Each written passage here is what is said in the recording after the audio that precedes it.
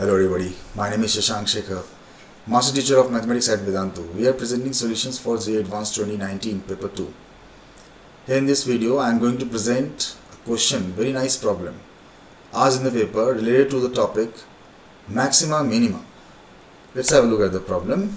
It says a function fx given as sin pi x upon x square, x greater than 0, x1 less than x2 less than x3 dot xn be all its points of local maximum, and y1 less than y2 less than y3 dot yn be all the points of local minimum of fx. Then which of the following options is oblique r are correct?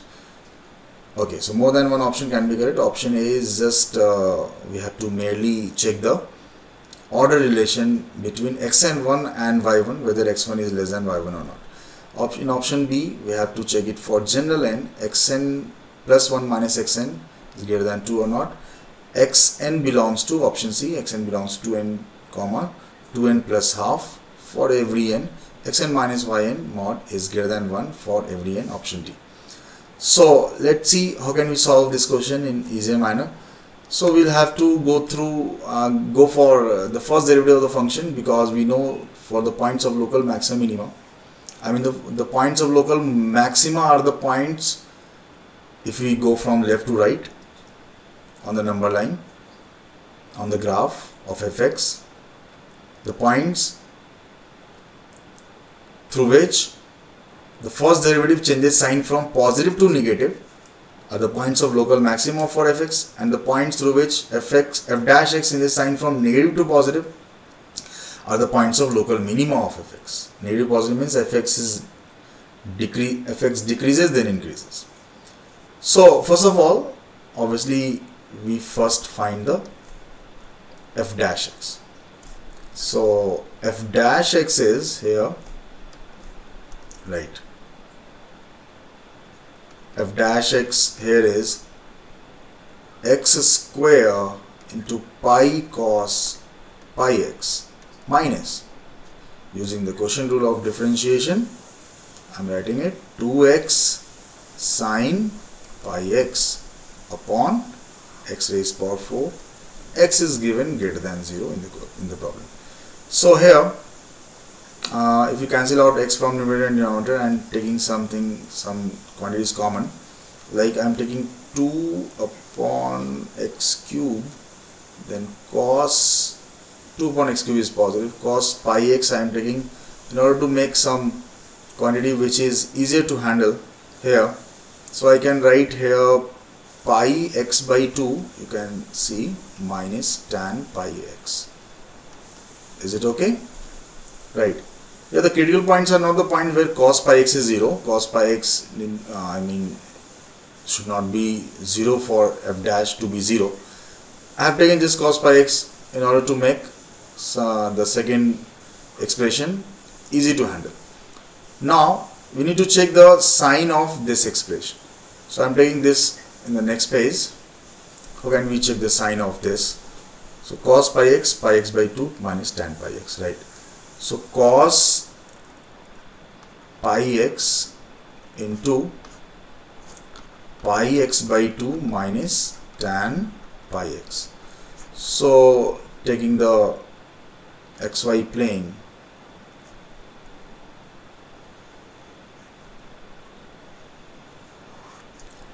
if I take the points where tan pi x is not defined, the point means minus half on the positive side, mainly we have to consider half, then 3 by 2, 5 by 2, 7 by 2, and like that.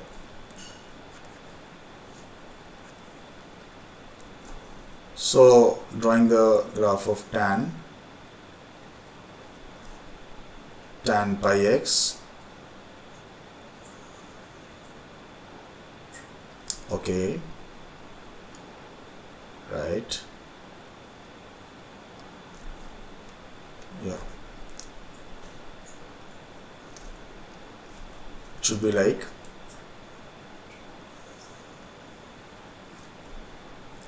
isn't it? Should be like somewhere like this, roughly, right? And drawing y is equal to pi x by 2 is a line through origin, y equal to pi x by 2, y equal to pi x by 2.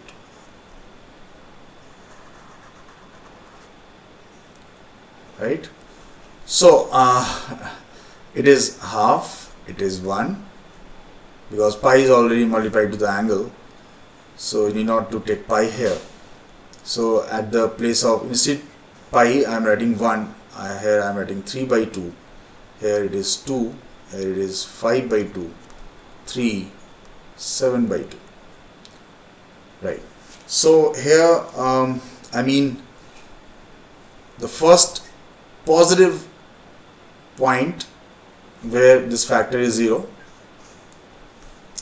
we need to check this factor, the roots of the factor, the second factor. Then the second point is here. These are the critical points for fx, and obviously this is the very first point. Now we need to check whether it is point of local maxima or minima of fx or not. So this was for f dash. So we need to check the sign of f dash through this point, how it is changing its sign from positive to negative or negative to positive. So the x1, x2 were the points of local maxima, y1, y2 were points of local minima. So it is the point is lying in the interval 1 to 3 by 2. If you multiply pi, it is pi to 3 pi by 2. In pi to 3 pi by 2, it is third quadrant.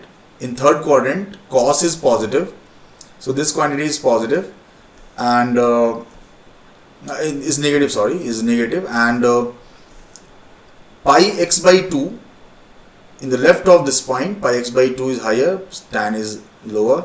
In the right, tan is higher, the line pi x by 2 is lower. So this is changing sign from, as it is higher in the left, line is higher, it is changing sign from positive to negative, but cos itself is negative. So finally the sign change of f dash would be like negative to positive. It is negative, and it is changing sign from positive to negative. So finally overall you will see that the sign change here at this very first point is negative to positive. So this is the point of local minima for fx. So it is the very first y1 point, y1. At this point from 2 to 5 by, if you multiply pi here, 2 pi to 5 pi by 2, cos is positive in the first quadrant. Now 2 pi to 5 pi by 2, cos is positive. And again for the second factor, in the left line is higher, tan is lower. In the right, tan is higher, line is lower. So this second factor always at every point of intersection is changing sign from positive to negative. Now it depends upon cos, right? So finally this is the point through which the sign change of f dash is from positive to negative. So it is the point for very first point of local maxima for fx. So it is x1. Again it is like, it would be like this point would be y2, right? Similarly we'll get next point as x1.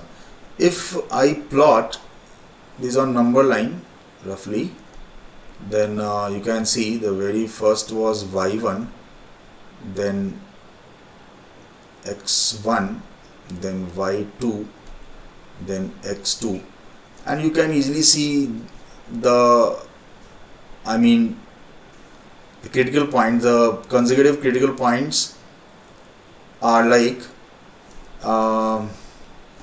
for the very first option, coming to option A, x1 less than y1 or not. So x1 is not less than y1, x1 is more than y1, option 1 is not correct here. Coming to option, I'd like to check first option C. Option C we can easily get. See, for option C, x1 is lying between 2 to 5 by 2. Similarly, x2 will lie between 4 to 9 by 2. So option C is also correct, right? For option B and D, we need to check, like if I go for option D, if I put n equal to 1, x1 minus y1 we should check first, the very first local minima and local maxima point. You can easily see that the span here, the gap here is higher than the gap here. Due to the nature of the graph, both are increasing, and right, so this gap is getting lower. So यहाँ पे we can see that obviously 3/2 minus y1 is more than 5/2 minus x1. From here we can say that x1 minus y1 is more than 1. It means this span is more than 1. This length of the interval is more than 1. This is also more than 1.